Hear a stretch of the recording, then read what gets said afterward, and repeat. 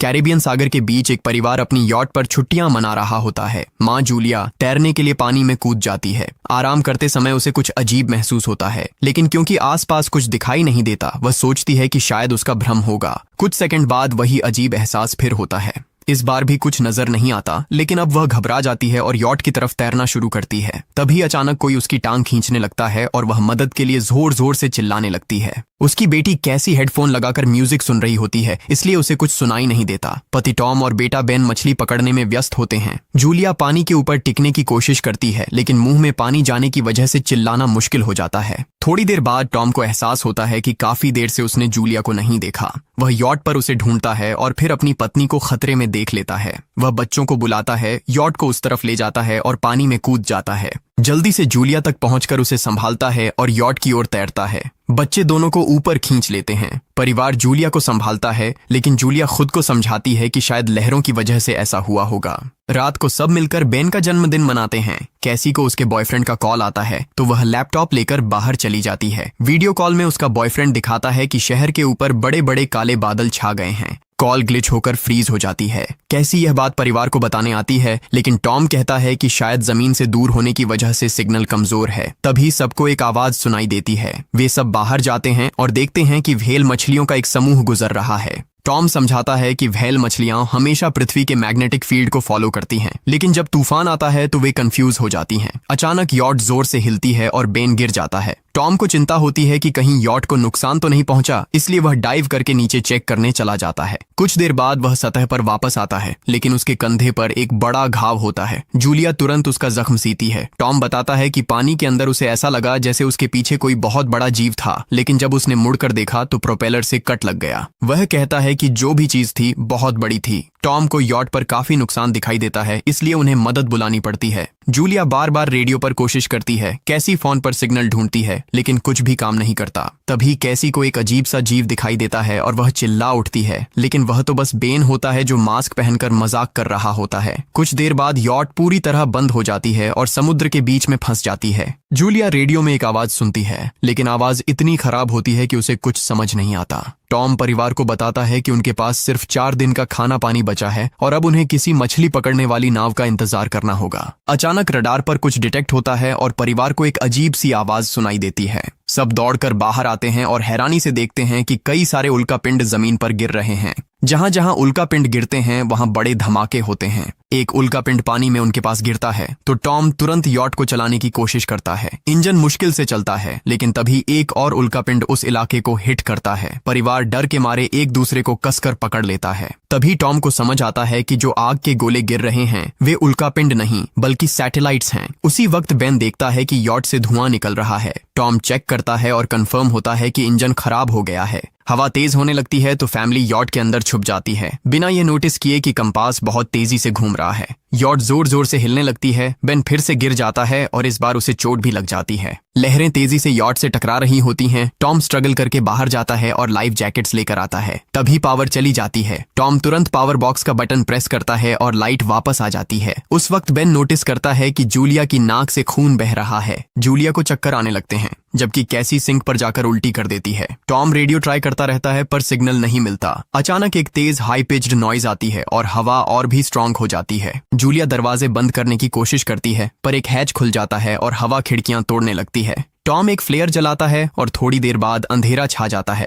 अगली सुबह family shock में उठती है कि वो स्टॉर्म से बच गए हैं, लेकिन यॉट आधी तबाह हो गई होती है। जब वो बाहर आते हैं तो देखते हैं कि समुद्र का पानी गायब हो गया है और यॉट अब जमीन पर अटकी है। सब ये देखकर शॉक में आ जाते हैं। कैसी सिग्नल चेक करती है पर नेटवर्क बिल्कुल डाउन होता है। बेन 2 मरे हुए केकड़ों से खेलने लगता है। टॉम कंपास चेक करता है और देखता है कि वो उल्टा हो गया है। ये आखिरी बार 7 लाख साल पहले हुआ था। कैसी को लगता है कि उसका बॉयफ्रेंड मर गया होगा और वो टूट जाती है। जब जूलिया उसे समझाने आती है तो कैसी उसे दूर कर देती है और छुपने चली जाती है। जूलिया और टॉम बची हुई सप्लाईज देखते हैं। बेन अपने बर्थडे बलून्स एक पत्थर से बांध देता है ताकि शायद कोई बचा हुआ सर्वाइवर देख ले। टॉम फिर रेडियो ट्राई करता है और इस बार एक आदमी से कनेक्शन हो जाता है। उसका नाम नाव होता है और वो एक सबमरीन का कैप्टन होता है। उसकी सबमरीन भी लैंड पर अटक गई है। वो कंफर्म करता है कि मैग्नेटिक पोल्स रिवर्स हो गए हैं, इसलिए ओशन पीछे हट गया है और जमीन डूब गई है। वो कहता है कि उसने अभी तक और सर्वाइवर्स नहीं देखे और कम्युनिकेशन सिस्टम सिस्टम्स बिल्कुल डाउन हो गए हैं। वो मजीद ये भी कहता है कि पोल्स फिर रिवर्स होंगे और शायद एक हफ्ते में समुंदर वापस आ जाएगा।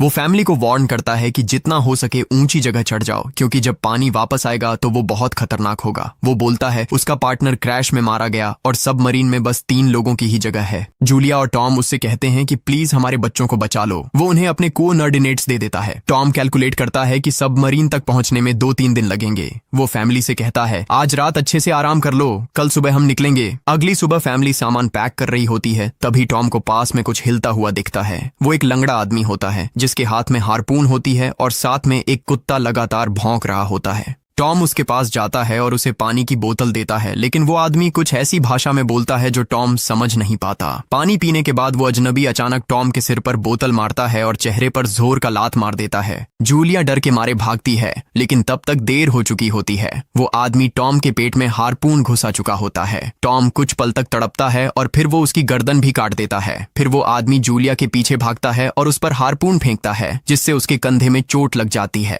जूलिया दर्द सहते हुए यॉट के अंदर भागती है और बच्चों को बोलती है कि छुप जाओ। वो दरवाजा लॉक कर देती है। कैसी और बेन सोफे के अंदर घुस जाते हैं। जूलिया उन्हें फ्लेयर गन पकड़ाती है और खुद एक चाकू लेकर बाथरूम में छुप जाती है। वो आदमी दरवाजे पर जोर जोर से धक्के मारता है और आखिर अंदर घुस ही जाता है। पहले वो थोड़ा खाना उठाता है और फिर यॉट में इधर उधर ढूंढने लगता है, फिर बाथरूम की तरफ जाता है, लेकिन जूलिया समझदारी से एक छोटे छेद से बाहर निकल जाती है। वो आदमी सोचता है कि जूलिया भाग गई, लेकिन जैसे ही वो धीरे से निकलने लगती है, उसका कुत्ता उसे देख लेता है और भौंकने लगता है। कुत्ता उस पर झपटता है तो जूलिया चाकू से उसे मार देती है। कुत्ते की चीख सुनकर वो आदमी बाहर आता है और अपने कुत्ते की लाश देखकर आग बबूला हो जाता है। इस बीच जूलिया यॉट के दूसरे साइड से अंदर जाने की कोशिश करती है। वो ऊपर चढ़कर टूटी हुई खिड़की से अंदर घुसने लगती है, लेकिन वो आदमी पहले ही वहां पहुंच जाता है। वो उसे पकड़कर जोर से मुक्का मारता है, जिससे वो नीचे गिर जाती है। जूलिया फर्नीचर पकड़कर बचने की कोशिश करती है, लेकिन वो आदमी उसे लात मारकर दूर फेंक देता है। फिर वो उसकी कलाई पर पैर रख देता है ताकि वो चाकू छोड़ दे, और फिर उसके बाल पकड़कर उसका चेहरा जमीन पर दे मारता है और सोफे पर फेंककर उसका गला दबाने लगता है। बच्चे ये सब कुछ देख रहे होते हैं। कैसी बाहर निकलकर फ्लेयर गन चलाती है जो सीधा उस आदमी को लगती है। वो जल उठता है और यॉट में आग फैलने लगती है। बच्चे तुरंत भाग जाते हैं, लेकिन जूलिया वापस आती है। वो उसे एक किक मारकर गिराती है, मैप और बैग उठाती है और वहां से भाग जाती है। बेन और कैसी अपने पापा के पास जाकर रोने लगते हैं। जूलिया भी उनके साथ बैठ जाती है और तीनों मिलकर आंसुओं के साथ टॉम को आखिरी अलविदा कहते हैं। तभी वो डरावना आदमी फिर यॉट से बाहर निकल आता है तो फैमिली फिर से भागने लगती है। कुछ ही देर में यॉट एक बड़े धमाके के साथ उड़ जाती है। थोड़ी दूर चलने के बाद वो लोग एक छोटे से झरने के पास रुकते हैं ताकि थोड़ा आराम कर सकें। कैसी सोचती है कि शायद वो पागल आदमी उनके पास गुब्बारे देखकर आया था। ये सुनकर बेन खुद को कसूरवार मानने लगता है। जूलिया उसे समझाती है कि इसमें उसकी कोई गलती नहीं थी और सबको आगे बढ़ने को कहती है, क्योंकि वो आदमी अभी भी उनके पीछे है। रास्ते में एक छोटे तालाब के पास बेन एक मरी हुई हैमरहेड शार्क देखकर हैरान रह जाता है। तभी जूलिया नोटिस करती है कि वो आदमी फिर उनके करीब पहुंचने वाला है। सब लोग दौड़ पड़ते हैं और एक रेत के टीले से नीचे गिर जाते हैं, जहां उन्हें जहरीला कचरा दिखाई देता है। फैमिली सावधानी से उसे पार करती है और लगता है कि उन्होंने उस आदमी से पीछा छुड़ा लिया है। चलते चलते उन्हें बड़े बड़े मरे हुए सी एनिमल्स और समुंदर के नीचे जमा हुआ सारा प्लास्टिक दिखने लगता है। बेन धीरे धीरे चलने लगता है तो जूलिया समझ जाती है कि वो डिहाइड्रेशन के करीब है। वो सबको रुकने को कहती है।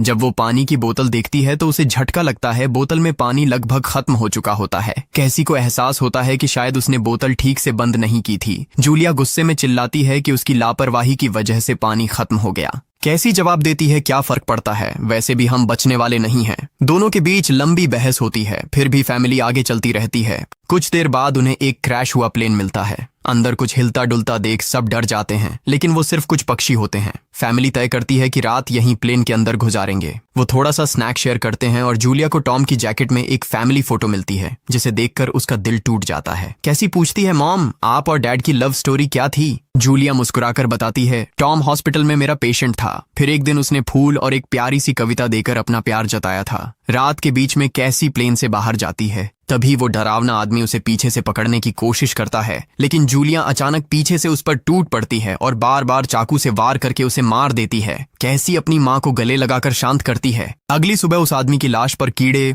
गुंड पड़े होते हैं। फैमिली नोटिस करती है कि उसके शरीर पर कई काटने के निशान हैं, मतलब इस एरिया में कोई खतरनाक जीव छिपा हुआ है। जैसे ही वो लोग वहां से निकलते हैं, केकड़े उसके मुंह से बाहर निकल आते हैं। कुछ घंटों बाद जूलिया और कैसी मैप देख रही होती हैं, लेकिन बेन धीरे से आगे निकल जाता है। जूलिया चिल्लाती है, रुक जाओ, लेकिन बेन एक तालाब में झुककर पानी पीने लगता है। जूलिया तुरंत उसे खींचकर बाहर निकालती है और समझाती है कि अनजान पानी उसे बीमार कर सकता है। धूप बहुत तेज हो जाती है तो फैमिली अपने सिर कपड़ों से ढक लेती है। बेन को चक्कर आने लगते हैं। तभी उन्हें कुछ पुराने कुर्सियां मिलती हैं और जूलिया कैसी उनसे एक टेम्पररी शेल्टर बना लेती हैं। जूलिया बेन को इंजेक्शन लगाती है और तय करती है कि वो रात वहीं बिताएंगे। सुबह जूलिया एक अजीब सी आवाज सुनकर उठती है। बाहर जाकर देखती है तो क्रैब्स का एक बड़ा झुंड उनकी तरफ आ रहा होता है। वो तुरंत बच्चों को उठाती है और तीनों भागना शुरू कर देते हैं। भागते भागते उन्हें एक बड़ा कार्गो शिप दिखाई देता है। वहां 3 क्रू मेंबर्स जिंदा होते हैं। एक औरत उनकी मदद करना चाहती है, लेकिन बाकी 2 आदमी मना कर देते हैं और तीनों फैमिली को बाहर छोड़कर कंटेनर लॉक कर लेते हैं। क्रैब्स पास आ जाते हैं। जूलिया बच्चों को कंटेनर के ऊपर चढ़ाती है। खुद जब चढ़ने लगती है तो क्रैब्स उसके पैर को जोर से काट लेते हैं। बच्चे उसे खींचकर ऊपर चढ़ाते हैं, नहीं तो वो नीचे गिर जाती। कंटेनर के एक छेद से आधे क्रैब्स अंदर घुस जाते हैं। क्रू मेंबर्स फायरिंग शुरू करते हैं, लेकिन क्रैब्स उन पर हावी हो जाते हैं और दोनों को मार डालते हैं। आखिरी आदमी छत के होल तक पहुंचता है, लेकिन क्रैब्स उसे भी नीचे खींच लेते हैं और वो भी मर जाता है। जूलिया अपने जख्म पर पट्टी बांधती है और बेहोश हो जाती है। कुछ देर बाद जब वो उठती है तो खुद को रेत के तूफान के बीच अकेली पाती है। वो घबराकर बच्चों को ढूंढने लगती है। एक मरी हुई औरत का हथियार उठाती है और जोर जोर से चिल्लाती है। कैसी उसकी आवाज सुनकर लौट आती है और बताती है कि वो और बेन मदद ढूंढने गए थे, लेकिन कोई नहीं मिला। फिर दोनों बेन से मिलते हैं, जिसे एक खुला कंटेनर मिलता है जहां वो तूफान खत्म होने तक रुक सकते हैं। जूलिया टॉम का लाइटर निकालती है और अपने जख्म को जलाकर बंद करती है, जो बेहद दर्दनाक होता है। तूफान थमने के बाद उन्हें एक और कंटेनर मिलता है जिसमें बहुत सारी पानी की बोतलें होती हैं। बॉडीज चेक करते वक्त उन्हें एक रेडियो और एक गन भी मिलती है। जूलिया नाव से संपर्क करती है और बताती है कि मैप खो गया है। इस पर नाव बताता है कि उन पर आर्थ्रोपॉड्स ने हमला किया था। वो अबिस के जीव हैं जो ऑक्सीजन की वजह से पूरी तरह पागल हो चुके हैं। अब नाव फैमिली को जल्दी करने को बोलता है, क्योंकि उसके इंस्ट्रूमेंट्स ने कैलकुलेट किया है कि समुद्र उम्मीद से ज्यादा जल्दी वापस आएगा और उनके पास सिर्फ कुछ घंटे बचे हैं। वो एक फ्लेयर शूट करता है और फैमिली उस दिशा में चलना शुरू करती है। लंबी वॉक के बाद फैमिली को एक टूटा हुआ टॉयलेट मिलता है जिसमें बेन पेशाब करता है। अब वो लोग आखिरकार सबमरीन को पास ही देख लेते हैं, लेकिन वहां पहुंचने के लिए उन्हें एक बड़ा चट्टानी रास्ता पार करना होगा। जैसे ही वो रास्ते से गुजरते हैं, दीवारें हिलने लगती हैं और पत्थर गिरने लगते हैं, जिससे एक भयानक रॉक स्लाइड हो जाता है। जूलिया तुरंत अपने बच्चों को साइड में धक्का देती है और खुद भी पीछे हट जाती है ताकि कुचली न जाए। अब एक पत्थर की दीवार उनके बीच आ गई है। जूलिया बच्चों से कहती है कि वो बिना उसके आगे बढ़ जाए, लेकिन कैसी मना करती है और जोर देती है कि उसकी माँ को चढ़ने की कोशिश करनी चाहिए। बहुत बहस होती है और चिल्लाने के बाद जूलिया वादा करती है कि वो बाद में अपने बच्चों को ढूंढ लेगी। मजबूर होकर कैसी अपने भाई को खींचकर आगे ले जाती है।